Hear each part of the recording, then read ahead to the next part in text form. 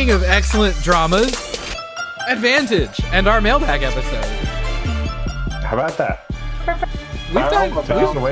We've done a mailbag every year, right? Like we've never not We've done a mailbag almost every year. I think one year we didn't do a mailbag, and instead we all made up lore stuff. That's right.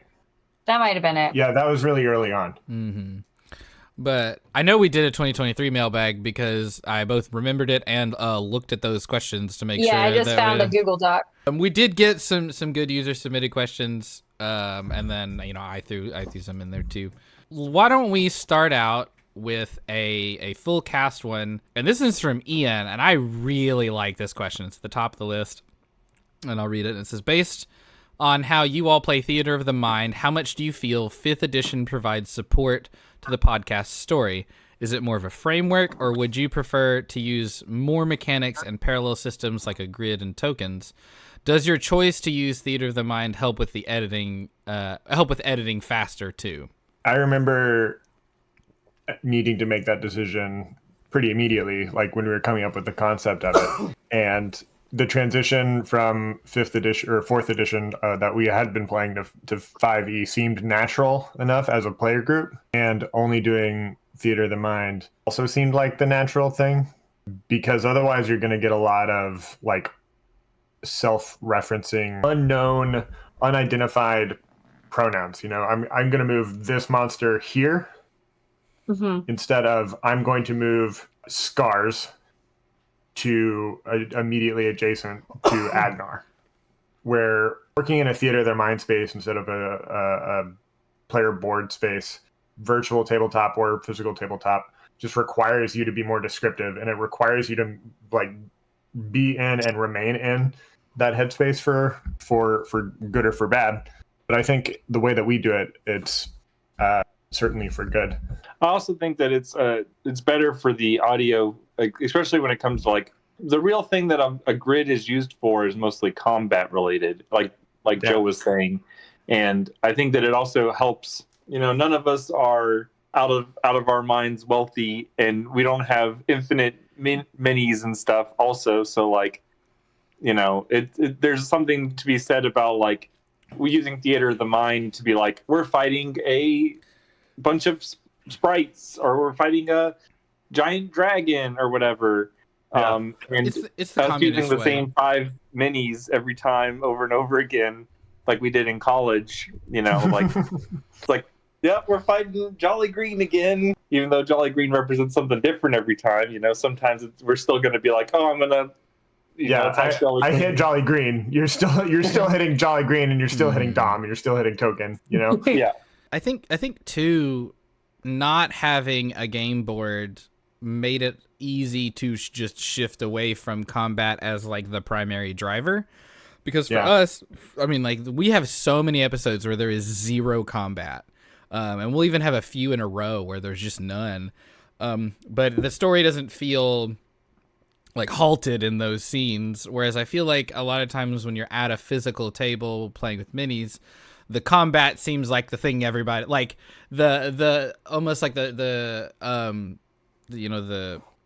role playing and the storytelling is like set dressing for the combat versus being its own like completely valid way to play the game, quite frankly. So I think not playing with a game board makes it easier for us to make an audio drama instead of a tactics game. The tackle box, and the game board are currently both at the school that I'm working at, because we've been playing Hero Kids, which is like this, I'm not going to say dumped down, but the different version of simplified, simplified tabletop role-playing system for kids. And they're loving it. But to prove Steven's point that he was just making, that she was just making, the situations that I do set up aren't story focused things. It's only combat, because they want to play with the dice, and they want to play with the minis, and they want to play with the game board, because that to them feels like gaming. Versus it's tactile, it's manipulative. It's tactile. Yes. Yeah, it's manipulative. They're in that realm of like, if I don't have something physical here, then I'm not doing it. They want their mini to inevitably match the character that they're playing. they don't. I cannot make this any more clear, kids. You're not going to find one that matches your mini. They just don't exist. There's not one there. Yeah, I'm sorry. You're going to have to use your imagination. But like on Friday, we were in a volcano, in the crater of a volcano, and they were trying to get the MacGuffin at the end of the volcano. And that was the entire thing. Like I set up the combat as, you've already done your research, and I've discovered that the treasure is here at the end of this volcano, and you've gone through the tunnels and you found yourself in the crater, and here's the lava, and here are the flows of rock that you can jump across. Today we were on a pirate ship. You've already you've been searching for the heart of the ocean, excuse me, and you know that it is on board the Titanic, which has now been raised as a ghost ship, so you must fight your way through the Titanic. But like, all that's just fluff to them. They don't give a damn. Yeah. They want to roll some bones. They want to hit some fucking monsters, which is great for what they want to do. Yeah. Do you want to borrow the Tarrasque and use that? Oh, I absolutely want to borrow the Tarrasque. Yeah, next time I'm in Little Rock or you're up north, I can bring it to you over the break. Fuck yeah. Aaron and I will not be here. We'll be in Chile. And you can Argentina. drop it off with me. I'll just go hang out with Yessy fucking instead. Fine. Go hang out with Yessy. One more thing on that. I think the biggest thing that we would potentially be missing from not having a board or a map or anything like that is sometimes you when you like go to a town or a new place or a new scene or something, having a map can be helpful for exploring different things and making sure you're going to all these different places or whatever. So like, if you're like dungeon crawl, or like if you're in the Azure Keep, having a map of the Azure Keep can be actually kind of helpful sometimes. Like I remember drawing out a picture of the Azure Keep. Yeah, and that was very helpful whenever we. Yeah, because I remember you being like, I'm going to go to the cathedral, and I was like, you can see the cathedral. It's right there. It's kind of adjacent-ish to the military half, and that was cool. Oh, we didn't touch on the part about like if 5e provides support for the story. Do we? I feel like 5e is looser, isn't it? Oh, I mean, it's definitely better than play it 4e. Looser. We do a very, very, very, very loose 5e. I'm never sure how to answer this kind of question because I am the most like take it or leave it person with mechanics. Like if it serves how I'm wanting to do this, cool. If it doesn't, I don't give a shit about it. The nature of D&D and TTRPGs in general, where you can just like fully ignore some of the rules if you want, as long as the table's cool with it. It fucking kicks ass. It does, but I mean that like even if the 5e mechanics didn't serve us as well, we can say fuck it, doesn't matter. I do think it does fine. I mean, I don't have a whole lot of experience with other systems, but like I have yet to find myself feeling limited by the mechanics. Right. Or at least I feel like we don't use it. We don't let ourselves be limited by the mechanics. I think right. A good way of looking at that. I trust you as players enough that we're gonna make a responsible decision. We're gonna understand if we need to break a rule, quote unquote, this one time, and then all other times acknowledge the rule. I also can't think of a system that would do us better, and I don't even think that we would choose to migrate over to that system if we did find it. Yeah. I think that we're used to enough with 5e that we're just going to keep playing 5e, but like I don't think that it really matters. Like it's more about telling the story and having the trappings, and if 5e has like the book of the abilities and spells that we can use, that's fine, but it's not that different than if we were just all hanging out, telling the story and being like, Elaris, shoots a fireball at somebody. That's just magic, you don't like, like it is the 5e is just the trappings for the numbers and the math behind it all. But at the end of the day, you don't really need any of that stuff to play D&D at all, Everything that we are going to do always has two sides to it, right? Because we're playing D&D, we're having fun, but also we're trying to make good radio. And so this jumps ahead a little bit because this talks about one of the reviews, but there's this review that we got. They're just reviewer with the like little melty emoji. Like that's their name. But they said, love this podcast, but the first arc is making me so mad because they just started playing 5e and don't know the rules. Oh yeah. And so it's like, Guess what? well, and here's what I love about that though, because first of all, not only are they correct, but like I still don't fucking know how to play 5e. Yeah. But what are the rules? We still made good audio drama that is still D&D, even being so as true. loose with the rules as we are. Yeah, and that reviewer was still. It's 5 stars. It's amazing. It's great. I'm enjoying it. So They just got to grin and bear that part, and that's fine. Yeah. Well, and I think that speaks to like every table is different, you know, and not just like from a DM perspective, but like what the players are looking for. I mean, we were just talking about your kids and how they want to go beat some ass and play with their minis and stuff, and like that's just that table. So that as works much for as them. I do enjoy like the crunchy parts of D&D and like combat and stuff, if it gets too lost in the weeds, like I might as well just go play Warhammer. I was just gonna say play Warhammer. Yeah. If I was gonna do something as crunchy as Warhammer, I fucking refuse to do it without some dope ass minis. Like I would be just like your kids. I need some cool dudes. I need to feel cool moving them around. You know, like. Yeah, it's gonna be a war game. Yeah. Period. Yeah. Yeah, I mean, half the fun of playing 40K is putting all the minis together and painting them the way you want to paint them. I keep hearing that, but I'm unwilling to cross that threshold. I'm with Yessy. That's a bridge too far. I am more than happy to find someone who's good at it and pay them to make it look dope as shit. Because I am happy enough to just the whole have them. Magnifying glass thing to like, no, absolutely not. But like, I think there's like levels to that too, and like how committed you are to doing that. Because you can paint a mini and be like a little sloppy. It's fine. I do think Zach is correct. Like that is the hobby. Like people who really play be all up in their painting of their mini. Like that is a significant portion. It's just not me. Yeah, there are definitely people at the old LGS that would play Warhammer tournaments, and they only wanted to do the playing of the game. And they actually institute most tournaments for 40K have a 2-color minimum. So you just got to get your base on there and one other color, and you're good. So if you don't want to be fancy, you don't have to be.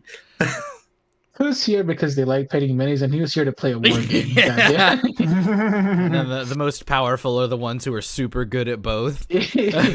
Yeah, that's what you evolved into eventually. So a follow-up question to this one that we've been kind of chewing on is, you know, obviously we're doing this as a podcast and we don't live in the same area anymore. But if we all magically lived in the same town again and weren't making a podcast, but were still playing D&D, would we be more game board oriented, or would we For fucking sure. Okay. Yeah, I think. Let me think about it. Yes. Every time that we have like pulled out the game board, whether we're playing it like virtual and like the virtual stuff we've done with Ian has been really cool to like just play around with it and be like, oh, you can do this.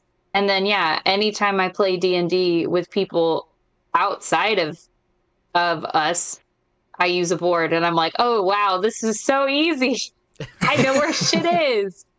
I do really dig the virtual board for sure. I never realized how much I would miss like the controller AoE type stuff and like visualizing it. Because like tone versus So, and I never realized how much of it I used. That begs the question of, is there any thought to, at some point, especially since we're streaming on Twitch now, figuring out more about Roll20 and trying to incorporate some amount of that into Advantage? I have a thought on that. Give me your thoughts, Steven. No. Not no to you to give me that. I think Advantage, at least the planned 4 arcs of the main story, have been in an primarily audio format for the longest. So I think shifting to a format that would more like even it would be more video oriented. I just think that would do a disservice to those listeners who have been with us for the longest. Now, post the 4th arc, next seasons, whatever next goes. Season of... Yeah, maybe, because a lot of the, like Spotify with podcasts, you can put the video on there now. It's an extra step, which is why I haven't done it for a lot of them, but it's a thing. And so I think there's a future in which Advantage does things that utilizes a digital game board. I don't think for me personally, I don't think it's with this story. Yeah, so let's see. Another year and a half for this arc, maybe a year and a half for this arc. Then probably 2 years for arc 4. So that's at least, 3.5 arcs, 3.5 years away. Yeah. But not to say that we couldn't do something using those tools in the meantime. It's just that not for Advantage proper. Yeah, it's fun to, like when Ian will do us a one shot or whatever. Like it's fun. In fact, one of the things I'm gonna try to get chunked out. We did the white light forever ago with Ian. Well, I have those recorded. Oh, that was fun. And I was gonna see if we could get those out. And those are significantly more reliant on the game board, and so that'll probably be for YouTube only, maybe. Let's keep trucking down with these questions. I do want to generally give you guys some like choice in where we go for a lot of these, but I do think a natural follow-up to this one is actually Wise Jazzer's first question, because it's about the way Joe be throwing descriptions at us.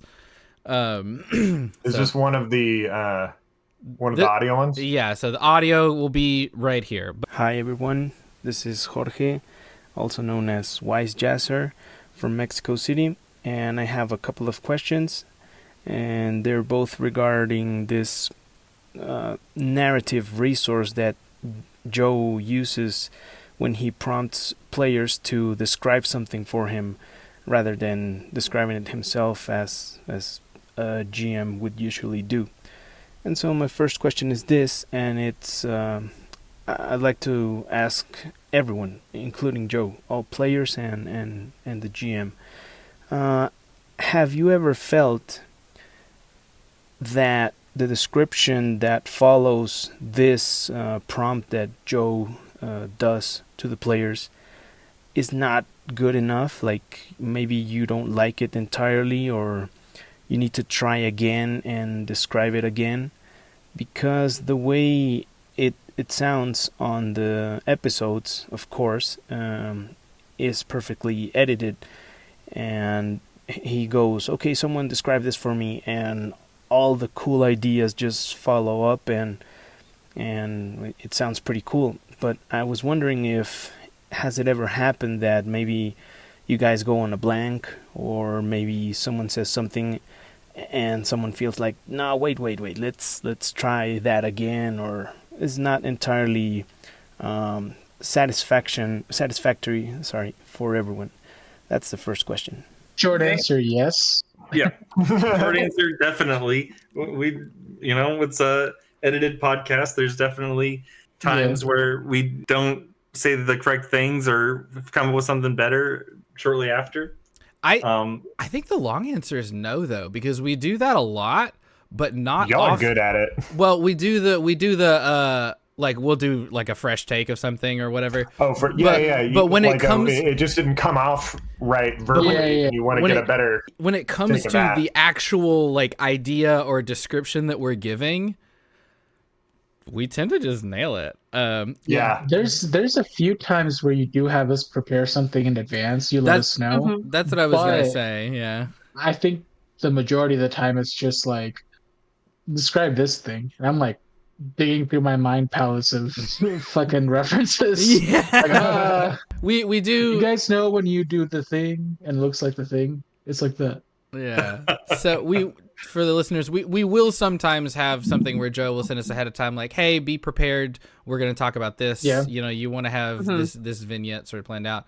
But most of the time, if it's something like, tell me what that looks like, we're just pulling that straight out our ass. Like it's Yeah. not. Yeah. And then we just go with it. And I think some of that just has to do with like this is just a good group for that. We're just good Definitely. at bullshitting. Spick the Blind was fully just a yes and moment. Oh Yeah. man.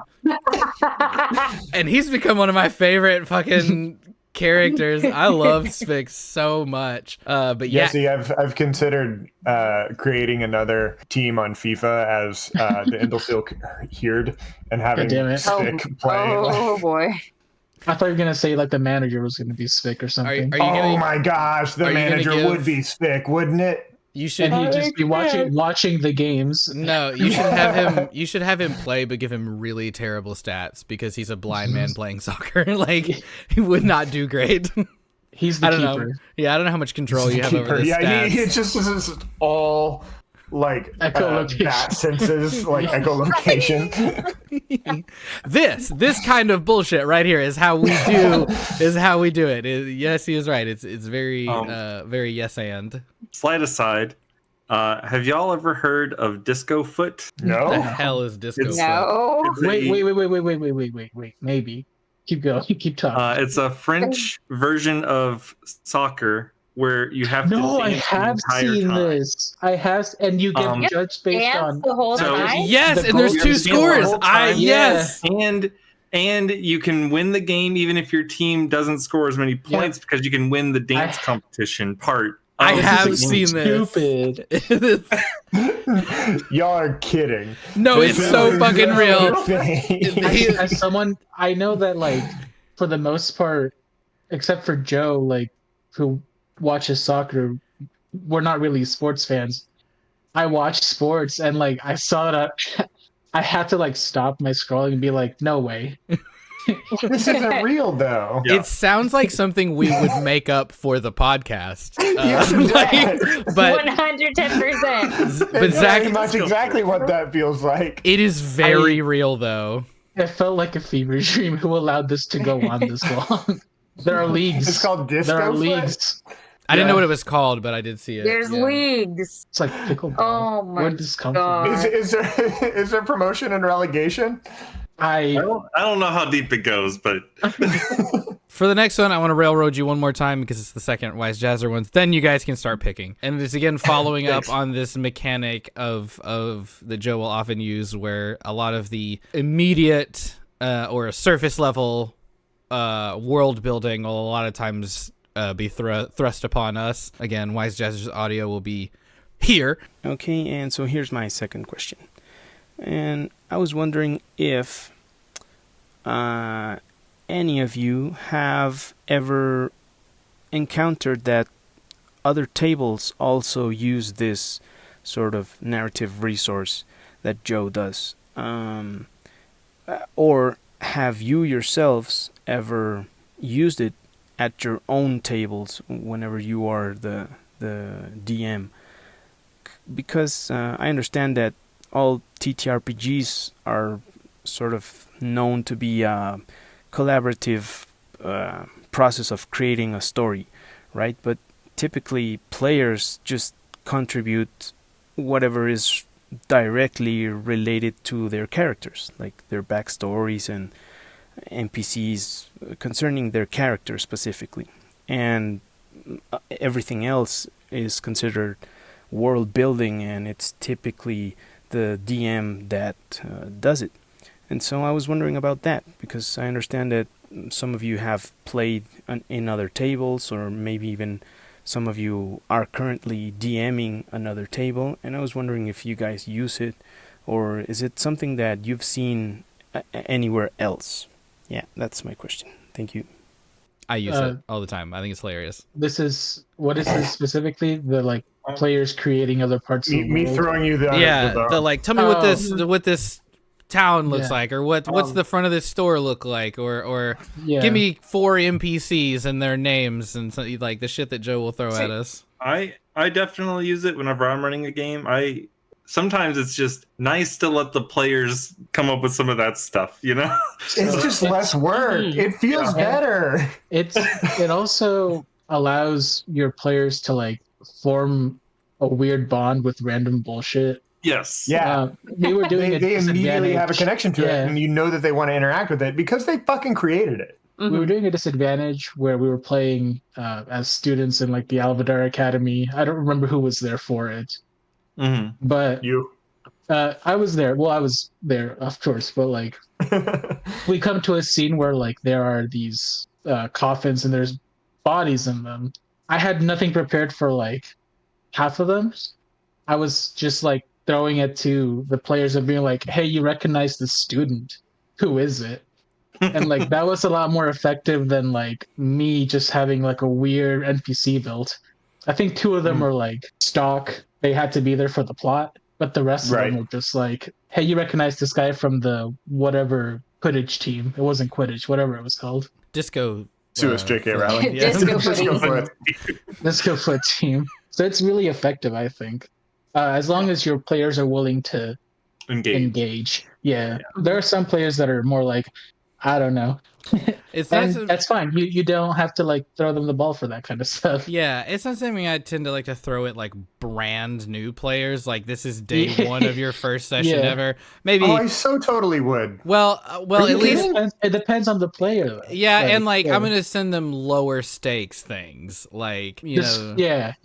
Describe the store. What's this one guy wearing? Like stuff Yeah, like that versus like flesh out an Give me entire four NPC. Yeah. What's the political climate like? And, What is-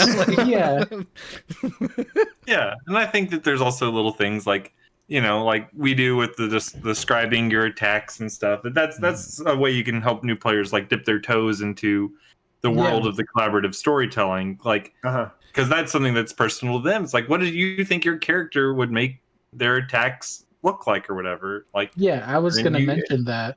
Yeah, and then you can kind of expand that, like as you're playing with a group and whatnot, to be like, oh, well, now describe this person or describe this bar or what. And that's how you make other DMs. And then not everyone has to DM all the time because we can rotate. For all the ways that we're not good at Dungeons and Dragons, we're really good at Dungeons and Dragons. We're so good. There's some parts where we're like pretty good at. Yeah, like we're fucking good at this. You know what? All right, but that said, this is a question for Zach. To go back to the document, this is one of my questions. How would you, Zach, change 3 things about my DMing, and what would they be? If you could change 3 things, what would those 3 things be? For real. No holds barred. I'm ready. This is for Zach. Yes, you shut the fuck up. Fucker. Yes, you can go. It's fine. No, I wasn't even. It had nothing to do with the question. I don't really have much that I would change. I like everything, or most everything that's going on. Everything. Aha. I think maybe sometimes there's a weird dynamic between what we want to do versus what the story wants to do. Yeah. And there can be tension between us, like, quote unquote, running around with the dicks on our hands, not knowing what we're supposed to be doing or want to be doing, and also like getting pushed in a certain direction where maybe that's not necessarily where we wanted to go. Right. Like with Zazaz in particular. Yeah. Like with Zazaz in particular. I feel like I have been a little frustrated with where the current story has been going, where like it felt like we were trying to do all of these things and then we made this decision and that has caused us to now veer off completely in this other direction. And we haven't had a way to break back to where we wanted to go. Okay, I didn't intend for this to happen, but this ties into another question that I had on the document of how do you feel about those as side plot touched on. But have you figured out how to use that to your advantage yet? Advantage? No. Well, advantage, that's the name of the show. No, I have not, but I guess there is potentially a way that we could use it. Oh my gosh. Zach, when it hits you, it's going to hit you like a freight train. You haven't figured out how to use this interdimensional, like, MacGuffin thing? How dare you? I'm lost. I don't know what you're angling towards. I'm lost and like mad. It's going to hit you like a freight train eventually. But, I mean, I definitely enjoy playing, and I think you run a good game, so. I agree. Also, no complaints. Thanks, I want to get better, though. All right, Joe, reverse it. What are Okay. some things that you think us as players could do better? That you would like us like what would be your homework for us to improve as players? Homework for you as players. Do our Go homework back ahead to of your like foundational documents, like your questionnaires, and do that regularly. So that way, like those memories, those quote unquote memories that Irshen has of living in Zadal are always fresh enough. So that way you can continue to reference them. Because, we only play once a month.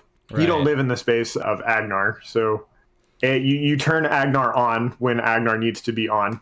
Yeah. And then turn Agnar off. But the times when you turn Agnar on are always in a very immediate sense. Like this is a problem that we are dealing with right now, not a reminiscing sort of sense.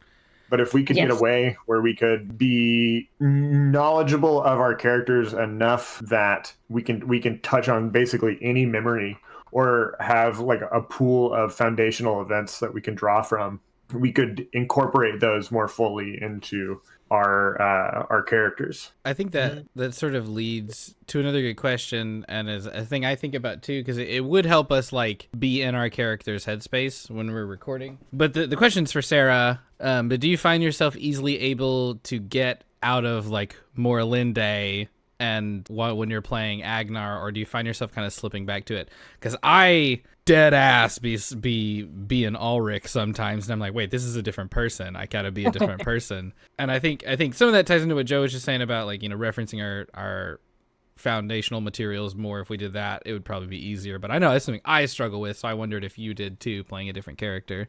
No, it's getting easier as we are like developing who Agnar is, but at the beginning I was like, shit, we made another leader. God damn it.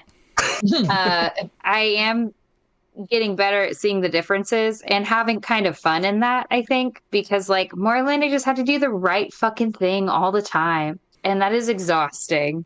Although Morlinde didn't do the right fucking thing all the time and then had to fucking deal with it, She tried. which is also exhausting. So I'm trying to balance Agnar being more okay with not doing the right thing all the time, but still occasionally being like, fuck, I need to do the right thing this time, which is still really fun. But yeah, definitely at the beginning I was like, okay, how do I really differentiate this character? And mostly it's the murder. And that's pretty great. For now, I think you've done a murder. really great job because of the murder, and because you're playing a character that's so vehemently and violently different than Morlinde. Like the transition between Ulrich and Irshen is it's still significant, but it is a smaller difference. It is, at least like yeah.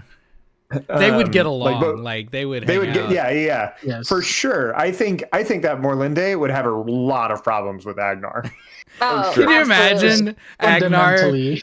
just like in the Watched Forest, just like fucking up everything Morlinde's trying to do? Absolutely. Like, well, they got in the way, so I killed him.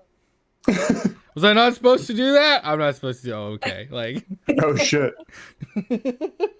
Yeah, Agnar would be like a giant red flag for all the like people in the Watched Forest unintentionally.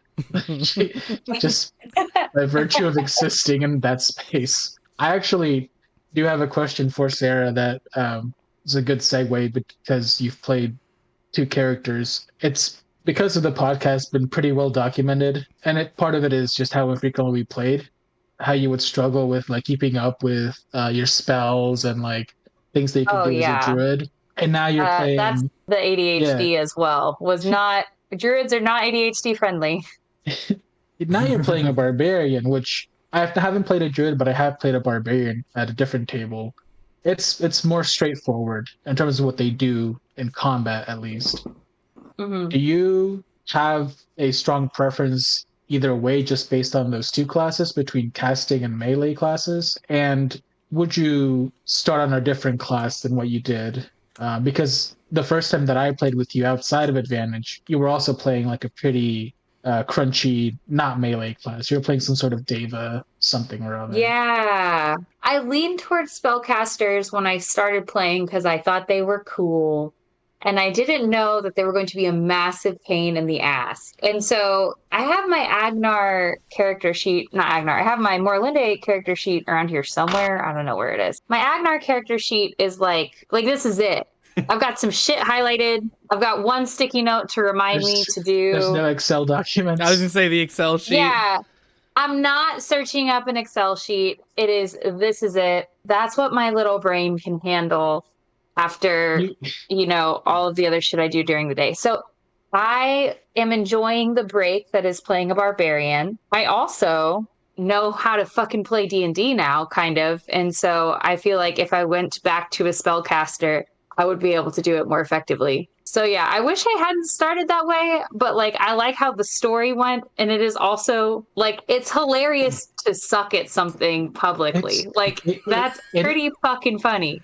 It unintentionally made Morlinde a really compelling character mechanics-wise because she was struggling with being a leader and a druid. Yeah, and then I literally couldn't fucking be a druid. Yeah. My favorite running bit was about Sarah never wild shaping ever. Never wild shaping. Yeah. Because it turns out you can only be tiny, tiny things until you're a level 10. Which are still really fucking useful.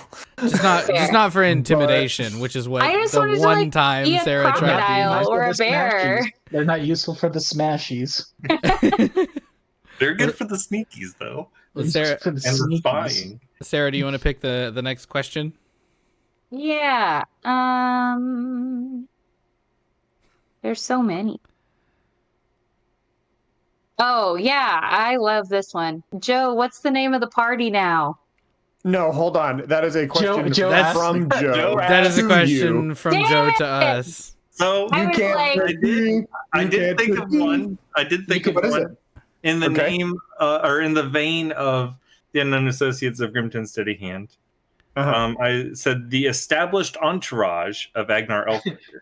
The established entourage. I don't hate that, actually. I don't hate that either. The established entourage of Agnar Elfbreaker. The EEAE. The EEAE! Oh. Yeah. Same letter. Yeah. Established what? Entourage. EEAE. Agnar the Elfbreaker. And it's the same even for executioner. Yeah, it's still the same letter. Yeah. Yes, the EE. I like that, Zach. I think that's fun. Yeah. Or the yeah. Yeah. Well, no, it's got to have another E at the end, so it's like yay. Yay. This is a stupid fucking show. We should quit. Yeah, this is it. Advantage is done. We're no more of this shit. Do you want to? How many years have we been doing this? I was thinking about that the other day. It's been a minute. Is this? Are we turning 8, or are we about to do 8? I'd have to go look at when we did the first episode. I'm looking. What's the first episode? That's what we're doing. We're looking. In the beginning, 001. In the yes, Thank you. I'm familiar with what it is. I meant when was it released? 2017, so 7 years. When did it? My God. 103:17. So we're about to start our 8th year. Correct. Jeez. That's bananas. I looked at a mirror today, and for the first time, I saw myself not as a young, youthful 31-year-old, but the reflection that I saw in the mirror was a middle-aged person. I feel and look so in my 30s. This is just who we are now. That's wild. Isn't it? Think about people who were in their 30s when you were a kid and how adulty they seemed to you and how not like that I feel. And on paper, I am an adult. On paper, there are things about my life that seem very adulty. I feel like I'm faking it. When was the last time you changed your air conditioning filters? Actually, I do that one pretty regularly because I need my air conditioner. I get it delivered to my house. Well, it's because my air conditioner is on the verge of death at any moment, and so I can't fuck with it. Cannot afford. I'm gonna be replacing it in the spring because I need to. This bitch is from the fucking 80s. When I had I had a technician come out because it wasn't working right, and he's like, I haven't seen one of these in person in a long time. And I was just like, okay, That's not good. He's like, nah, they Steven, don't you're make not it. even from the 80s. I know. And it's like the early 80s. This bitch is old as fuck. But anyway, Sarah, if you want to pick another one, you can. Please. All right. Well, just so you know, you guys can have Home Depot send you, like, auto send you the thing, and then you don't have to think about it. You don't have to remember the size, and it just comes to your house. And when it comes to your house, you're like, oh shit, I got to replace it because it's here. I hear you. I would get that package and it would sit somewhere in my house for a month. Sometimes I do let it sit, and then I'm like backed up 2 weeks, and then I just like let it be. It's fine. It's better than not replacing it. It is, yeah. Let's see. Ooh, this is a good one for everybody. Well, Steven did ask this one. How did you come up with the names for your characters? Cool question. And Joe, you can answer this one too as just like a generally, how do you come up with names? For J Pony Esquire, I wanted to be able to call him Jim or Jimmy, so he had to be James. James Pony Esquire. The best name I've ever created. The end. How recently had you just watched Better Call Saul? Not well. We did start watching Breaking Bad fairly recently, so within the past like month was the last time. So I wasn't watching it when we were creating J Pony Esquire. Sorry, because I think of Jimmy McGill when I think of. But they're really nothing alike except for the fact that they're lawyers and they're a little extravagant. Yeah. Their approach is very different. Yeah. I don't know. I kind of wanted Grimton to be a somber, very like level-headed character. Thus the name Grimton and Steadyhand, because I was like, yeah, dwarf names have like random body parts in there. Why not? That was really it. Yeah. You know Sully from Halfren's Roll? Mm-hmm. Uh-huh. He has praised your character name for its mint perfection. It's a good ass nice. character name. It's a good ass name. It is a really good name. I'll be honest. I be using fantasy name generators fucking all the time. Now, to clarify, I might sit there for like half an hour going through, maybe even longer, going through to find. It's got to be the right vibes. And if I feel like I sometimes will disagree with fantasy name generator in terms of like, these aren't gnome-ass names. Let me go find it. So then I'll pick something else that sounds more like gnomish names to me. And then like I will kind of practice saying them and see how I think they sound. Which is fun because that means the absolute nonsense that I did to Irshen's last name was deliberate. I said that one and I was like, this is bullshit. I love it. And it is a great last name. I think it's extremely draconic. I love Bhethethnosh as a name, but I also like part of my decision when I was picking that one was like, sometimes normal people have hard to say last names. Like, why not my fantasy character? Particularly my fantasy character from like a whole ass other continent. Like, it would make sense for people to like stumble over it or whatever. Yeah, and I was gonna say, and it's hard for us, but for a Dragonborn, that could just be whatever. Well, that was kind of what I thought. You know, it would be normal we get to Zanal, and everyone is like that. Yeah, everyone's a nosh. Yeah, or got too many fucking consonants in their name or whatever. So that's right, listeners. You can use fantasy name generators and not feel bad. I'll also cut some of those names in half sometimes and like stick them with other parts. Well, that's what the generator's doing anyway. So, well, I'll even do it a step further sometimes, I guess. But yeah, it's all vibes based for me. Hashtag all vibes. All vibes. Oops, all vibes. Oops, all vibes. It's my favorite cereal. I don't know. I like standard Captain Crunch. I like those little razor blades in there.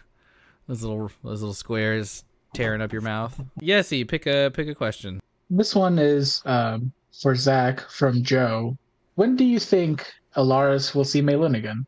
That's a good question. And I think I actually, not to elaborate on Joe's question, but when do you think you'll see Emmaline again, and when does Elaris think he'll see Emmaline again? Personally, I think probably sometime around like Arc 4 as a player. But Elaris, I think at this point would probably know that things happen when they happen, you know? That's I feel like generally Elaris's approach to both that relationship and to kind of life in general at this point is like, you know, things be happening and sometimes you get swept up into the elemental chaos or whatever, or the realm of dust and dirt, and have to find your way back. And whatever you get back is when you get back. Who knows? Time might be different here, and we might be gone for 50 years. Long story short, having the mirror page, I think, really helps keeping in touch and stuff. I think that they're both in their own way comfortable enough. Like they're just like, well, whenever we meet up again, we'll get to meet up again, and it'll be great. But in the meantime, we've both got shit to do. So, well, Zach, you want to pick the next question? Yessy, when are you gonna get FC25 so you can play with Joe? I have no real reason not to. Hold on. Is there crossplay? Yes, for current generation stuff, there's crossplay. Okay, so then I really have no excuse because my PS5 was just kind of sitting on my entertainment center, not plugged in for a while, and it's like set up now. Like I took the extra 30 seconds to plug it in, and we should be good to go. So all you're missing is spending however much money and finding out how to figure out. So to answer the question, I don't know. I'll go buy it. I need to buy that. And I need to buy Baldur's Gate 3 because you do. Okay, buy Baldur's Gate 3 before you buy FC25 though. Okay. Why not, Sarah? If I start Baldur's Gate, I will never stop. Yeah. Sarah, you want to pick the next question? Daniel asked, having played one arc, the first part's how do Steven and Sarah feel about the new characters? But I am interested to see how Zach and Yessy, as well as Elaris and Grimton, feel about the new characters. So Yessy, I like it. I like that we're giving shine to like different classes too. That's cool. Grimton, how does Grimton feel about Agnar and Irshen? I mean, generally good, right? Because they're a traveling party and they've been like rebuilding this filk together. But I think Grimton sees like Agnar as like this budding like leader and like a real like sociopolitical player, even though she may not see that yet or like look beyond her own filk yet. He's been in like that proximity to power before, and he's like wary of like your decisions could impact a lot of people. So it's like playing that game of like, we want to make sure you're a strong leader, but like not a tyrant. Right. And then with Irshen is a little bit more mysterious, not just because like obviously Irshen has a vow of mutism, but we don't know that much about like Urshen's motivations aside from he came from Sadal and he's on like some secret shit. So that's right. I'm a secret agent. Yeah, intrigue is the driving, I guess, emotion for Grimton when it comes to Irshen, but like they haven't done anything to not earn his or to throw away his trust. So they follow alongside each other. That's like probably the most important thing to Grimton. Like we've kept each other alive in combat. I think for me personally, I think it's really, like Yessy said, I think it's really neat to see new characters to see how everyone interacts, and I think it's been neat to watch y'all play different classes and become new people. I think Elaris, there's different parts of Elaris that align with Agnar, and I think he looks at both of them in very different ways and like with different parts of his personality in a way where like there's this almost dark part of Elaris that has been becoming more and more prevalent, and I think being in Kolgafir and hanging out with Agnar has driven that. Trigger happy with the fireballs all of a sudden. Yeah. Whereas with Irshen's a little more calm and level-headed, and I think that there's like a lot of tension in how Elaris has been feeling lately, and it's interesting to see him get influenced from two very different characters that are new in his life in different ways. I definitely, that's not something I'd considered before, but that it is interesting because you're right that Irshen is seeing that exact thing from the other side. So like Elaris will do shit that makes sense for Elaris in this stage, right? Like he's already been through some whack ass shit, so when he's just like, I'm gonna just blow up that silo over there, that's like not even, that's like small potatoes compared to what he's dealt with before. But for Irshen, like that's a little alarming. It's a relative. Hothead. Right. Like, Jesus, or spirits, Christ, like it's different seeing, because Irshen's not been like a global cuspal player at this point. but Elaris has, or at least Irshen has done so primarily through like very limited political interactions, but like not at the scale that Grimton and Elaris have. And I think Irshen would think Grimton was dicking around with like offhand comments about the cusp more so if Elaris wasn't doing Elaris things, like it lends some sort of credence to Irshen about the shenanigans that they've gotten up to in the past. As for the me and Sarah portion of that question, and this actually partially answers another one I had lobbed at myself, which is about getting into the Irshen headspace versus the Ulrich headspace. But that's like the biggest adjustment for me is just getting used to, even just with pronouns, right? Because like Urshen's he him straight up, no, I don't think he'd be bothered getting called they necessarily, but that's just not him. And even that little bit is an adjustment in terms of getting him in the right spot. I imagine Irshen as being more, not necessarily aggressive, but like willing to throw hands. Urshen's not about killing folk, but he'll beat some ass. Like he is not afraid of some direct action in a way that I think Ulrich was always reluctant to do it. Like Ulrich never really wanted to hurt people. And Urshen's a Nazi puncher, like he can't always do that where people can see, but that's his ideology, that kind of thing. And so he's not afraid to get in there and tussle non-lethally. Don't make me tussle. So yeah, that's like Don't make me tussle. It's a struggle, but not a. It's a worthwhile one. It's fun to try to get in this different brain space. Hey, Steven. Yeah. Do you know anything about fighting with the Screamo sticks, IRL? I know jack shit about it. However, I don't know if this is just some of the like white man audacity that I have from existing, as I have. But like, I feel like I could get some shit done with some Screamo sticks, You are a drummer. Yeah, I feel like there's you know how to wield a stick of that length and size effectively. I feel like there's just a certain amount of just whap, pat, pat, pat, like you can just do even without any real. It's gonna hurt. Like I might not win a fight, but they're gonna wish that we didn't have that fight. Especially you wrap them in the knuckle. Yeah, dude. It's just. Yeah, I think I could.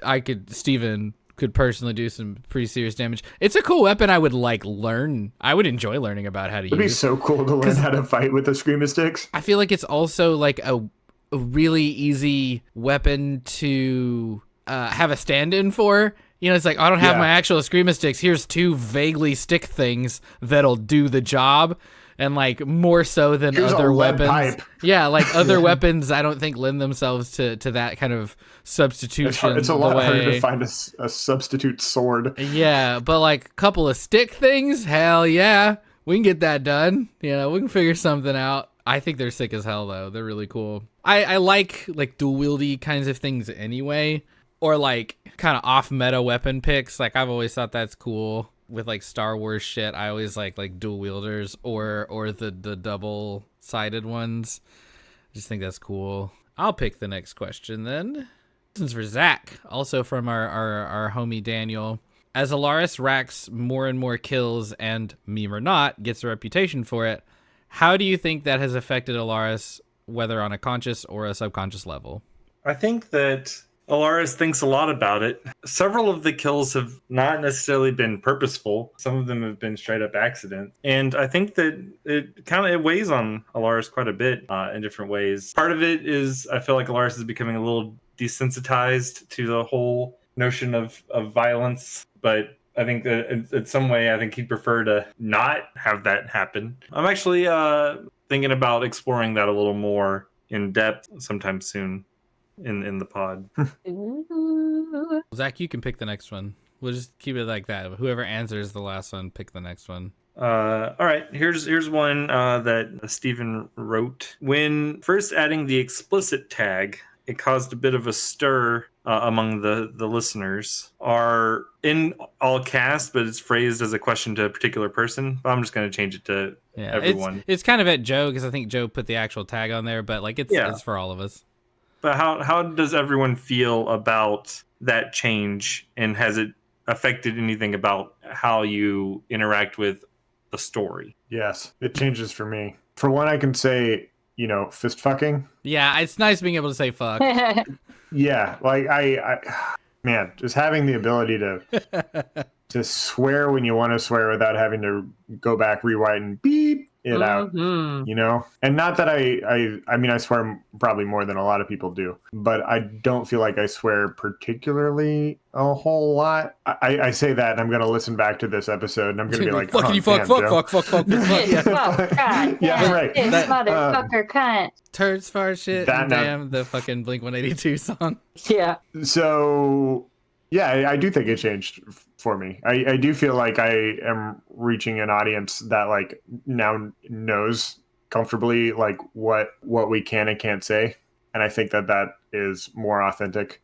I do feel a lot more comfortable with it, with the explicit tag, so that way, like if a potential employer is like, Joe, I listened to your podcast and you swore a lot, and it's like, well, I had the explicit tag in it. You know. Did you see the explicit tag?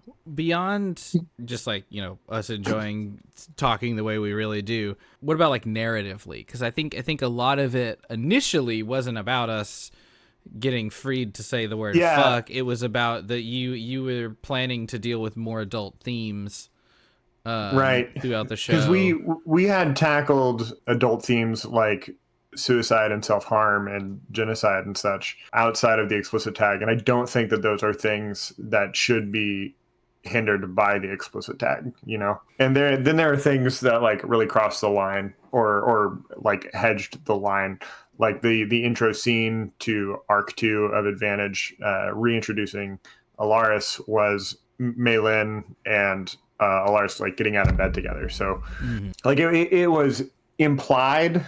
There was an implication there that was adult, even though like we clearly were faded to black during that. And so putting that explicit tag in, like it really does bring me a lot more reassurance to know that like my podcast is reaching the audience that I intend for it to reach. These are things that I wouldn't discuss around kids, and the responsible teacher in me really wants that to be enforced. And in fact, if this ever actually does become an issue for me employing wise, I will have the enforcer listen to this episode where I am talking freely about it, because I am talking as an adult about adult things and being very purposeful about the audience that I'm trying to reach. And if there are any adult listeners who are like parents and stuff, how did you find this? Yeah. Well, I think it was actually go away, please. Go away, please, or mention it to me in the side if you're totally game for it. It was odd. Actually, it's really, really interesting that you talk about finding the right audience or whatever, because I think initially the people who were upset were younger listeners who were like, I can't access this now. I can't access it because it's explicit. Now my mom won't let me. And it's unfortunately that was the intent. Like, sorry, that's what we were doing. Yeah, because I think most of the like adult listeners that find us, like, first of all, we've all been on the internet a while, so this is far from the darkest thing they're gonna interact with. But I do think it helps get us pointed at the audience that we're trying to hit. That was technically a for all of us question, but Joe, if you want to pick the next question, you can. Yeah, sure. Steven, speaking of adult themes, what led you to wanting to play a union organizing sex worker? And when I typed this out into the DPN Discord, our censor bot nabbed the word sex. And so follow-up of what is your thoughts on that? A few things. One, my own politics. I'm a filthy fucking leftist, and like, I don't do outrageous sex work, but like I would. Like, it's just not the place I'm employed. And like I have a lot of my friends who have done or actively do sex work in various capacities. And I think I really feel like it's this thing that always gets like, it just has some of the worst media representation out there. When like it's in a lot of ways just the same as any other job, man. Like, they're just normal people doing a job. And so part of why my decision-making process for that was wanting to just have a character who is just a normal person, and that's also a thing that they do, sort of neutral representation. In his case, it sort of is about the sex work that he's doing, or it's sort of about sex work, but it's really more about advocacy for that like group of workers more so than like participating directly. Yeah. So it's a little of both. I think that's a cool thing, and that I believe in like politically and philosophically, and also I just wanted it to kind of be like a sort of normalized thing.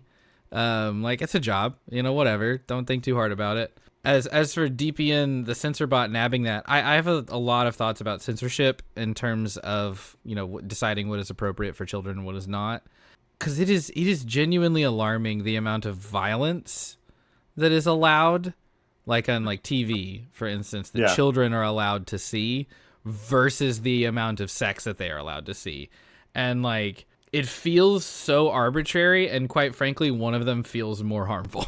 Like, especially because like it also does the thing that I always find really irritating, where so a censor bot I don't think would censor the word nudity, but like nudity is not inherently sexual. It is just a thing that people are sometimes, and so I think the way sex and like nudity in general is both portrayed and clearly not portrayed sort of gives it this weird focus that it really doesn't deserve. It doesn't take much to figure out that nudity is non-sexual. All you gotta do is go to a single gym and take a shower.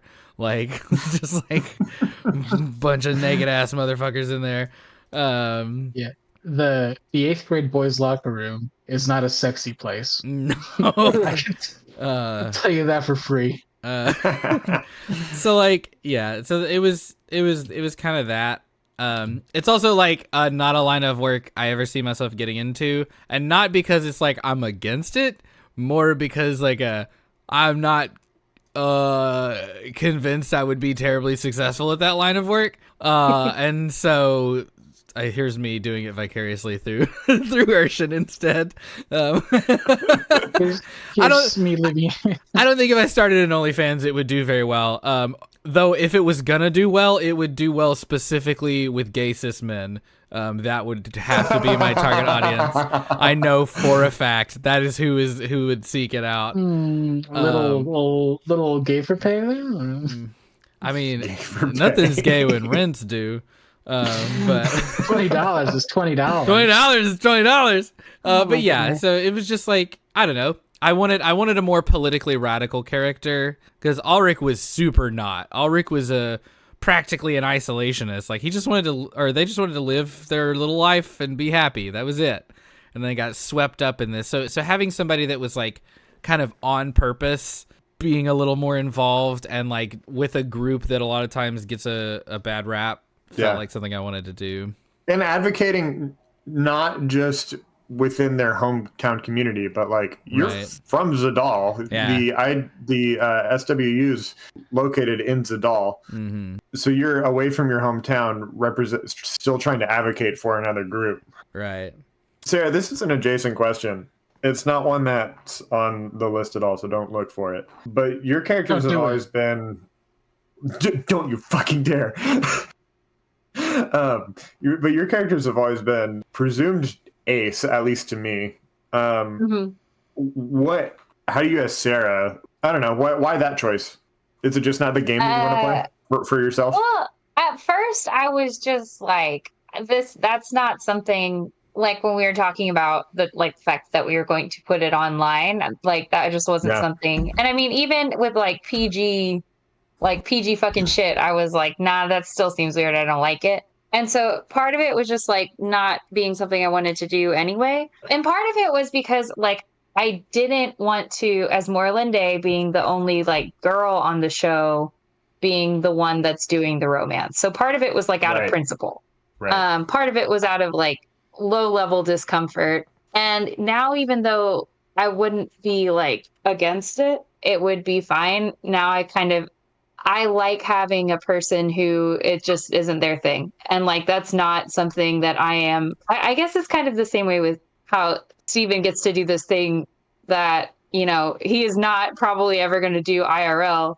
Like, I don't know. I think ace people are really cool. Don't necessarily know if I could be one or not, but like, I don't know, it's a cool thing to show and do and try and just focus on other things. But yeah, so it didn't start that way. It started as like, this would be weird, and I don't want to be the point of having the girl is to do the romance stuff. I want to ask Joe you this question from Steven that I have also wondered. Steven says, you often come up with pieces of lore, like poems, stories, etc., for your characters to interact with. Do you enjoy that creative exercise, writing this stuff? Is it just a means to an end? Is it kind of both? Especially for me, like, I hate writing. I would rather die than write something. So I love seeing creative people do creative shit. But yeah, how do you like it? I do like it. I like it a lot. You like it, you weirdo. You fucking. I mean, I love reading, so I understand that some people really like to write. So it is reading and writing. They pretty much go hand in hand. What? Contrary to popular belief.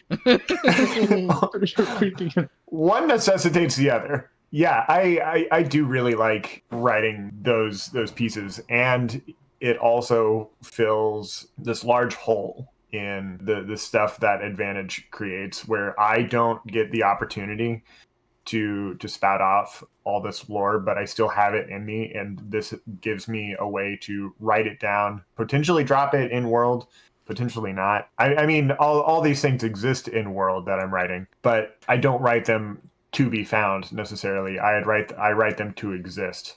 Does that make sense? Yeah. And it also like gets these ideas out of my head and onto paper, so that I no longer have to keep them on my internal hard drive. I can keep them on my external hard drive and be able to reference them like that.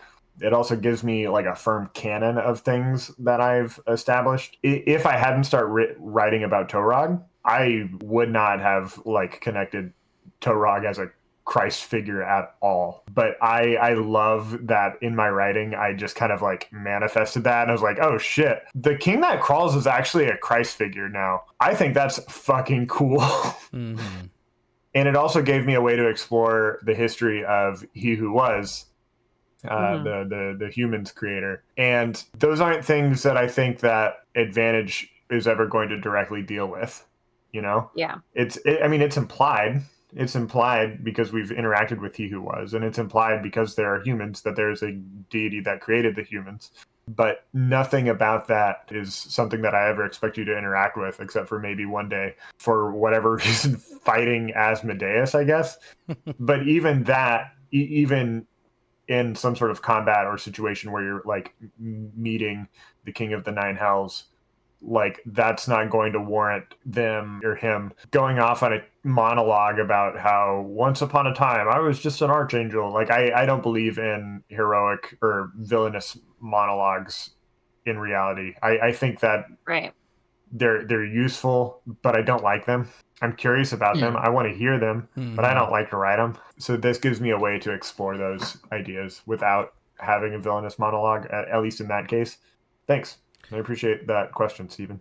And Sarah for asking it. I'm always intrigued by it because the rare times that I DM, I love those kinds of artifacts. Because artifact is a good word for it. I love them as imperfect storytellers. Like, so like think about a poem written by a priest 100 years ago. And like in its context, it made sense to everybody who would have read it. But with, maybe more time, maybe 500 years, we've lost some of that context. And so it's a way of like forcing you to kind of grapple with the world, but without all of the context and facts that would have made some of that relevant. And I love that kind of thing. And of course, I'm always going to be blaming my boy Brando Sando. He'd be doing that. With his little like epithets at the top of the chapters. He'll give you something and then give you zero fucking context with it for like 500 pages. The whole book at the very end. Like the death rattles. He's like, man. That's what that was. Oh my God, I was shooketh when I discovered them. Yes, anyway. But I love those kinds of things when I interact with them, but not even just there. Like I talk about Hollow Knight. It's one of my favorite games. That whole game is told that way. Like you just find little pieces of lore all over the world told by these imperfect storytellers, and like you have to piece it all together, and I love that. So that's why I like it when you do it, because that's what I look for in the pieces of media that I interact with, and that's why I noticed it, because it's so I also think it's fun. Like I like to do it, but I notice it as the consumer, I guess. Like I enjoy those things. All right, Joe, what's the next question? That's a question for me, isn't it? Yessy, given your opinion on fighting games, what do you think about D&D 5e's combat system in general? Are there other tabletop combat systems that you prefer?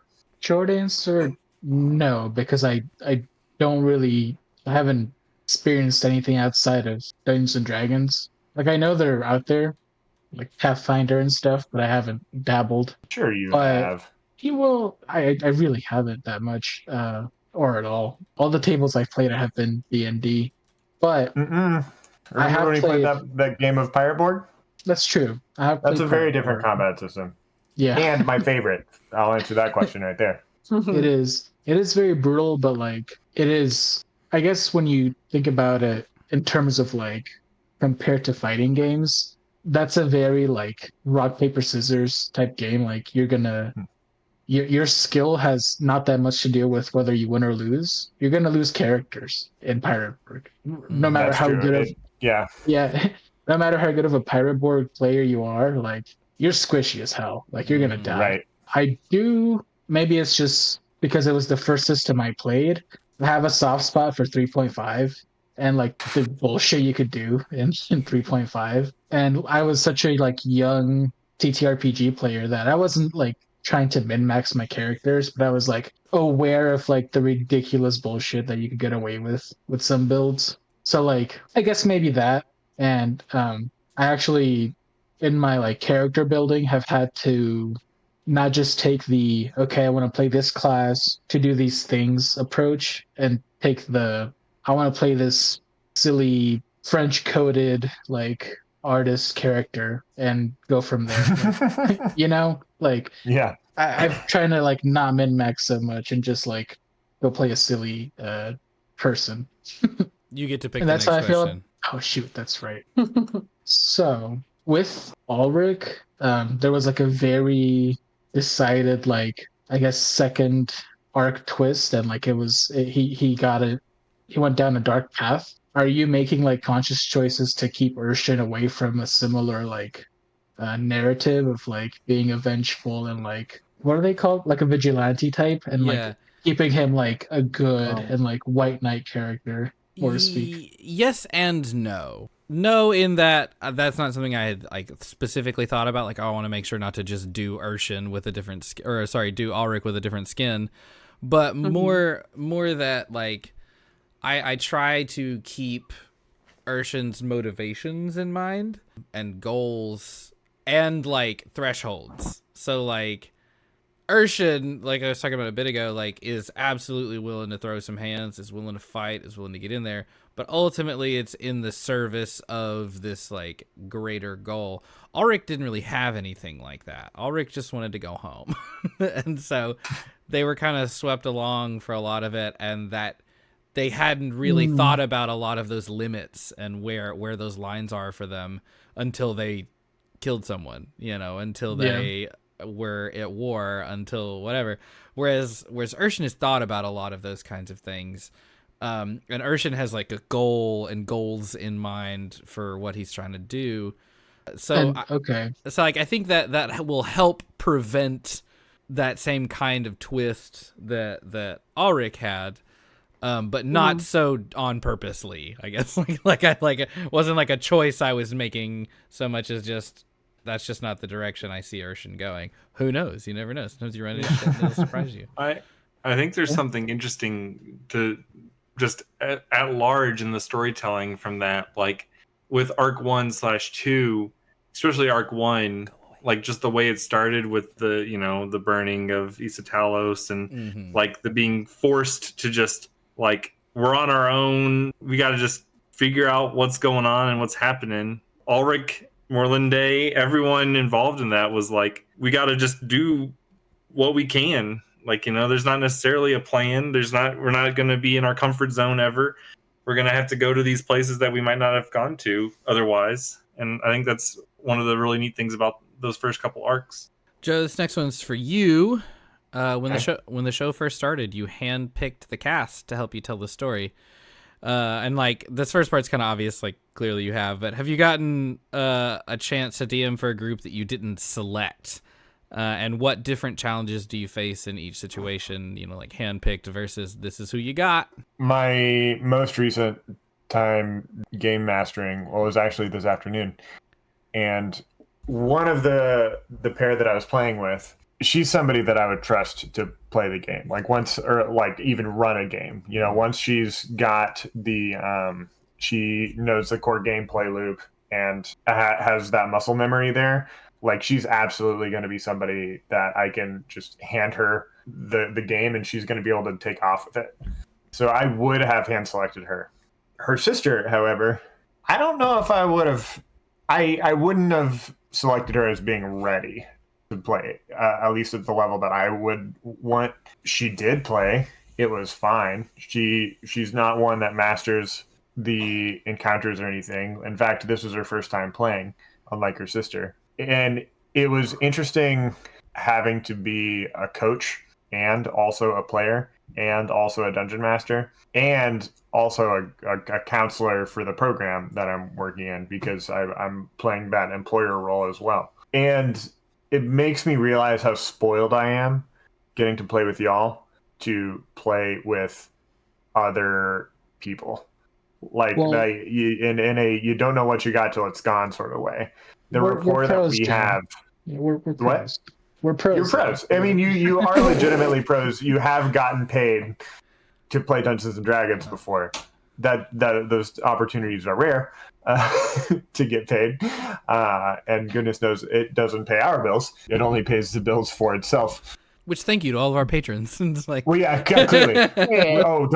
We can't forget to do credits after all this is done. yeah. Oh, that derailed me. But I'm spoiled. I'm spoiled. I really am. There's nothing like being able to hand select your crew with people that I have faith in. Thank you to you all for not just being good friends, but being good players and comrades and just people I can trust to do the work that's going to make our show good.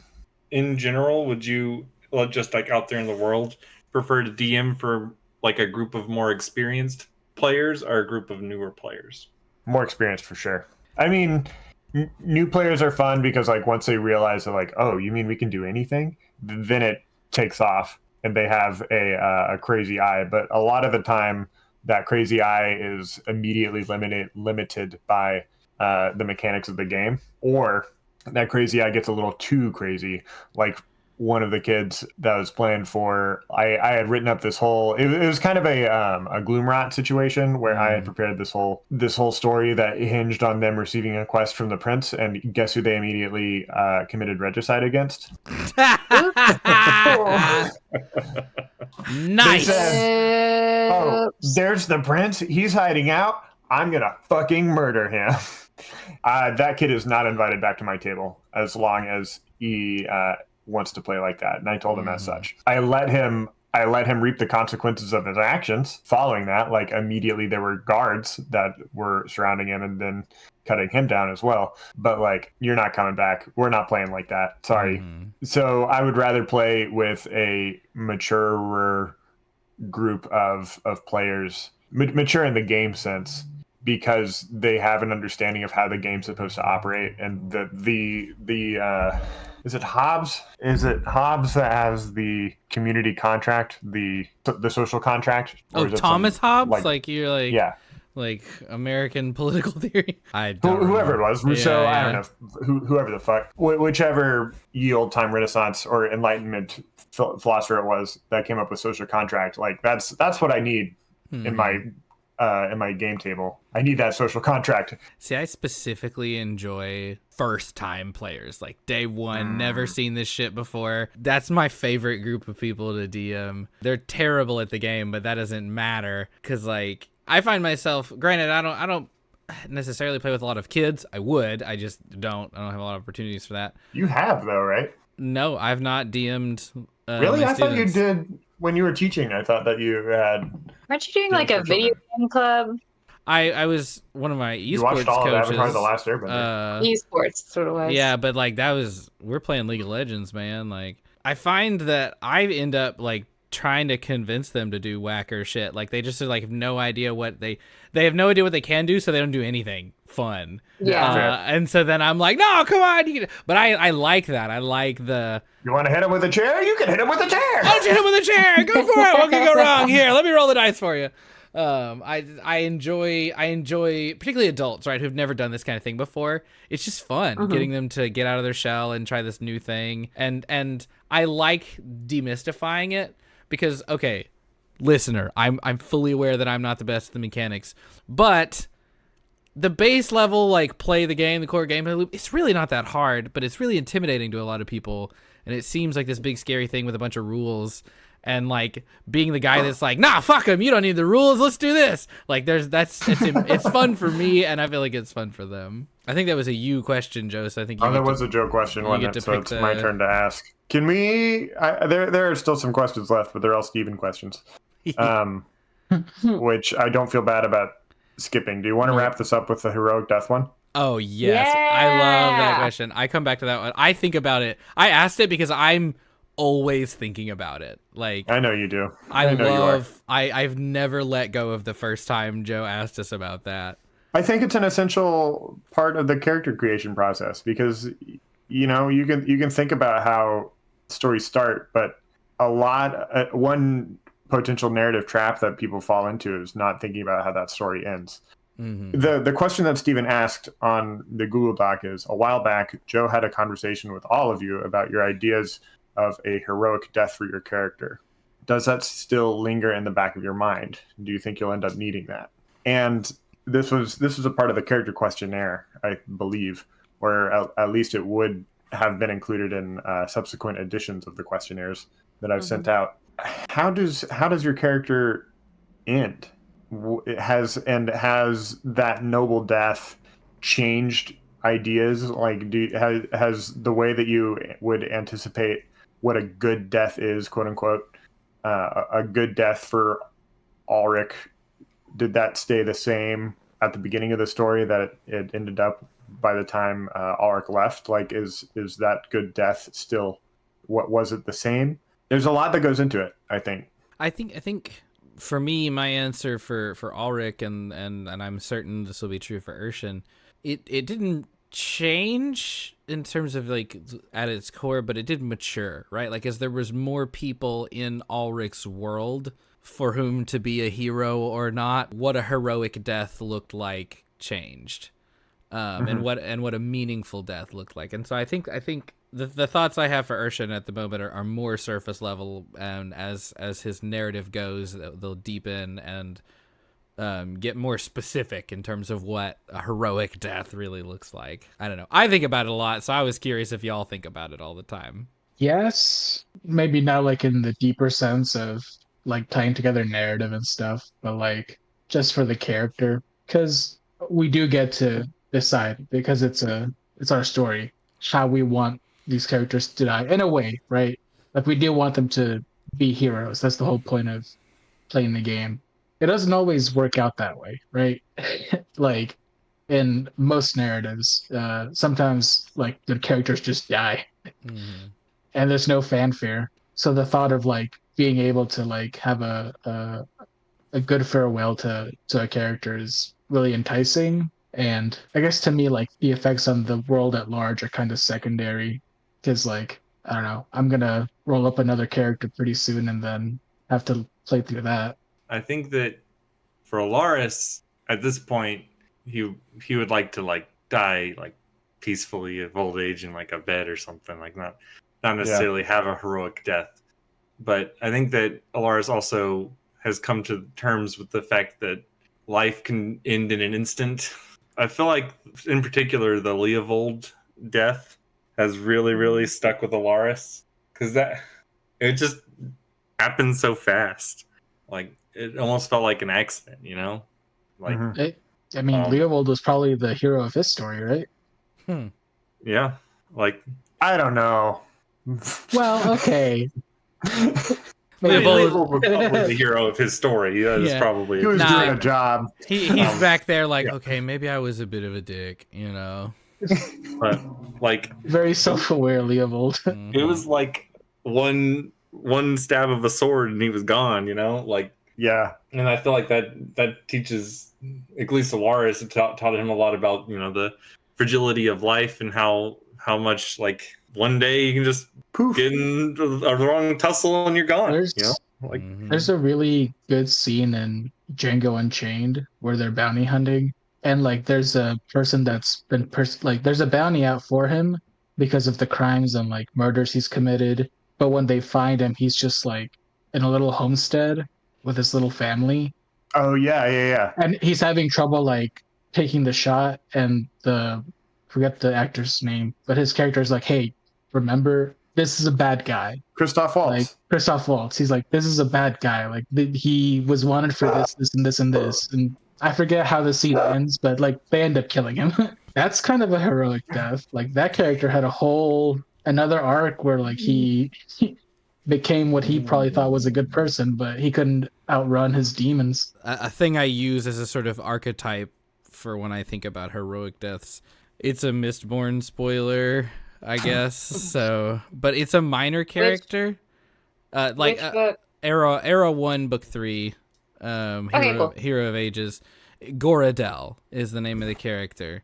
And Goradel is a minor character in terms of he's never a POV character. And he's always like adjacent to the important shit, but seldom like in the middle of it. But there's this point where like the world is ending. The world it's covered in just black ash being spewed forth from these ash mounts, these big mountains.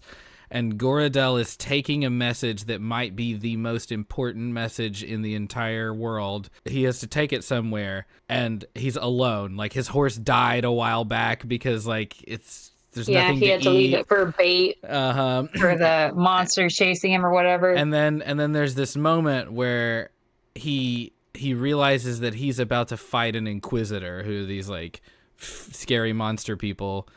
And, like, Goradel has no hope of winning this fight. Like, he is a normal person. He doesn't have any cool superpowers, none of that shit. And he fights gloriously, I will add, but is defeated, and like it was always going to go that way. Like he wasn't even close to winning, and he just gets completely murdered alone at the end of the world. And I think his death might be the most heroic death in that entire story, even though he wasn't a POV. It's so like quiet, like it's so short. Yeah, it's just like a quick little exchange. It's a little bit at the end of the chapter.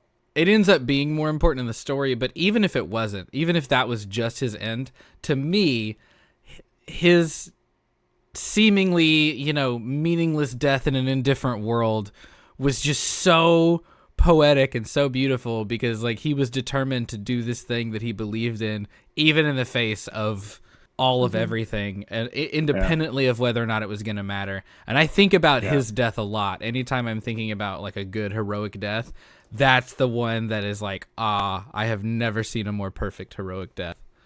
I was trying to pull up. You want to read these last two reviews and then do the credits? Yes. Anybody want to take one? I can do one. Yeah, do one. Okay, so this is from Streetman23. Titled Great Listen, It's Not Explicit. And it starts with, in parentheses, Update 2024, starting from the start again, and this podcast ages like fine wine. That's right. Close parentheses. Go us, first of all. And they say, this D&D podcast is solid. Starts off hooking into you strongly, and then, if you think it might get boring, well, hang on to your butt. The crew have put together a good roleplay audio drama, thank you, Joe, and good D&D play. Stay tuned to the end of each episode for the outtake. You'll be laughing. Overall, an outstanding addition to anyone's podcast listening. Feels good to read stuff like that, doesn't it? And these are specifically, because we have actually a fair amount of reviews, but these are just from this year. I know. Look at us go. Which listeners? Yeah, we've almost got 250. Like we we're love at like 248 reviews. or some shit. So Please. badass. Quite a few reviews. I sort of miss Electronic Lover a little bit. Yeah, When right. seeing I know. him- Come back. You Where's gotta- the hate? You guys gotta like call it quits for good. You're not good for each other, Steven. You gotta let him go. Guitar Man 135222. His review was amazing. 5 stars. Easy to follow, but really interesting. The show has made me think about topics I would never have thought of before. Always keeps you on the edge of your seat. He left out seat, but I put it back in there. And doesn't really swear that often. Motherfucker. I love this show. It deserves its title as an audio drama. Doesn't swear that often, bitch. I think is interesting for our little podcast to have almost 258 ratings on. This is only from iTunes, Yeah. this is Yeah, there are Like- so many other people that listen to other podcatchers, but iTunes is the only metric that matters for that for some stupid reason.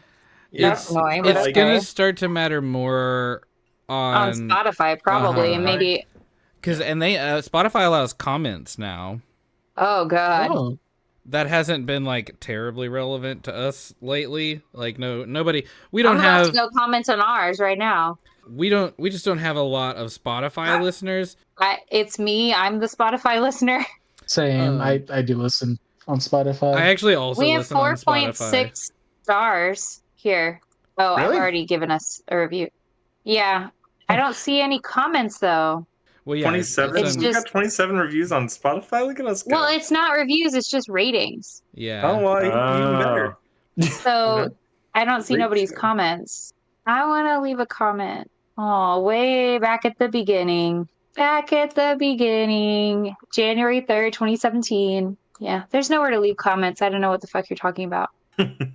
Steven's just Maybe making it's shit a up. feature that's coming. It's a new feature. It's supposed to be available. You're supposed to be able to leave comments on individual episodes. Let me click on one. Oh, individual episode. Yeah, like a YouTube video. You can go Oh. comment on the Oh thing. God. Got it. Joe, So also, now- That's full show. hilarious. I This one cannot. sucked. This particular episode sucked. It's okay, Steven. I got it pulled up. Okay, you're. Oh, I can add our podcast episodes to playlists. That's fun. Hey, what's the best podcast episode? I have my own answer. of our I'll show? give that one to you. Yeah, of our show. Damn. Hard. Oh, I think that a heist episode 3 point whatever Yeah. a heist or 2 That point one's whatever a good. heist is. Top I notch. will always love A Light That Shines in the Darkness. That one's very good. That The is one of ending, my the funeral favorite episodes Yeah. of all time that we've ever done. I go back to they're I think just Bear Mother, like when Ulrich Yeah, comes so across cool. the flashback scene Mother, where, I guess where they're Mother Bear's sharing the spirit. memory. Yeah. Yeah, That and also when Mother Bear helps us fight the Red Dragon, which is pretty Fuck, a baller. little, Yeah. bit, a little bit sillier, but still awesome. Because I you got- can't fly, and Yeah. he's like it's like fucking. I actually kind of like the end of Arc 2 quite a bit. Like Really? the big battle on the With the I guess ships. it's more of a couple episodes, but the big battle on the Stromberg ship and Yeah. the meeting that all was the pirate crew and stuff. Okay, that, I did like the pirate crew. The pirate crew's good. Yeah. well, the pirate crew will eventually make its head again. Like the Articles of Agreement or whatever. That episode's pretty Yeah. fun. Listeners, Sarah, what's comment yours? your favorite episode on either this on YouTube It's or perfect. on Spotify. Yeah. Yeah. Put, when it hey, lets you know what? comment. Put it in the Apple podcast review. Yeah. I don't Review and leave your favorite episode when you review it. I know it's way back, and I know the production the set, the quality sounds different, but just from being the player when the forest caught on fire versus the burn. listening to it, the burn, dude. Yeah, Like, when I cannot believe how good, because it was so good to play it. And then it wasn't good. It's horrifying. But very, that is so good. That is so excellent. I was my stomach sank when I you was were like, fucked "There's a up. fire." I was like, "Oh, I was like, fuck, yeah." fuck. It's such a good hook. Uh-huh. It's a Yeah. great hook. You meet these characters that barely know each other. They're, and then this massive thing, world-changing event happens. And they just have to deal with it. And it's such a good hook. Like, just dealing with the fallout and everything that's happening in the moment. I feel like you really see a lot of, like, the early stages of how these characters are, like with Elaris and Grimton starting to try to help out all the different people that they don't know, like all this random stuff. Yeah. Let's do some mid-roll stuff. Post-roll? I don't know when you're going to put this, but let's do credits regardless. Yeah, this will be I'll do a proper like mid-roll. It'll mostly just be for our homies at Plague Miniatures. Oh, you didn't want to put that in the ads? Well, like it would be an ad just in the middle, like a mid-roll ad. We can talk about them now. Yeah. Shout out to Plague Miniatures. They got some dope ass minis. I genuinely they actually do.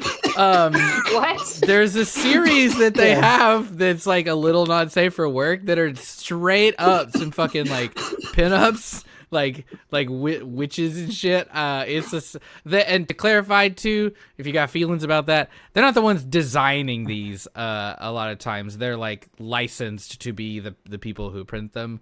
They may design them. I don't know if they do or not, but I don't know. But anyway, so yeah, there's some ass up there too. Stupid.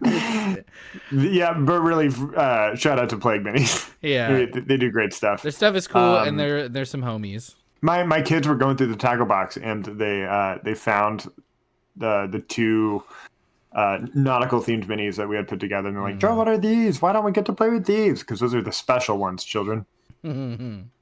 Also, they're not painted yet, so you won't appreciate them as much. If you're interested in sponsoring the show, reach out to us. It's alarmingly cheap. Like, yeah, like I promise it won't cost much. Like, whatever you think, it's probably less. Oh my god. Whatever you think, it's probably that. But if you have a thing that you like, probably $100 more than you think it is. In cash, please. Straight to my Venmo. We will send you our personal Venmos. If you want to sponsor the show, or if you do like commissioned artwork or something, that would be really cool. We like trades. I'm just talking on my ass now. No, yeah, like to sponsor. Like, yeah, we want money. Cool, that's great. But you don't have to just do money. Like, we are filthy communists. We take all sorts of payment. I can't speak for everyone else, but I get so fucking excited anytime like there's something like cool or interesting that relates to our world. Fan art of Advantage is the coolest shit. Like, oh my god, I'm like, holy shit, that's the dopest thing. I paid for art of Ulrich, but like a cyberpunk version, just because I wanted it. Oh, I forgot about that. Do you remember when Yona did an entire Maldo keep for us, like in CAD? Yes. That was so freaking cool. So cool. But yeah, sponsor us, please. Not necessarily an ad read, but we do also have some thank yous, to keep moving this train along. Blake Boss composed our theme. We appreciate that. And then Daniel Grayling drew our wonderful world maps you can see on AdvantageDND.com. Speaking of which, AdvantageDND.com brought to you by Labor of Love Graphics. And then on that wonderful website, you'll be able to see some character profiles drawn by Emmaline Kelly.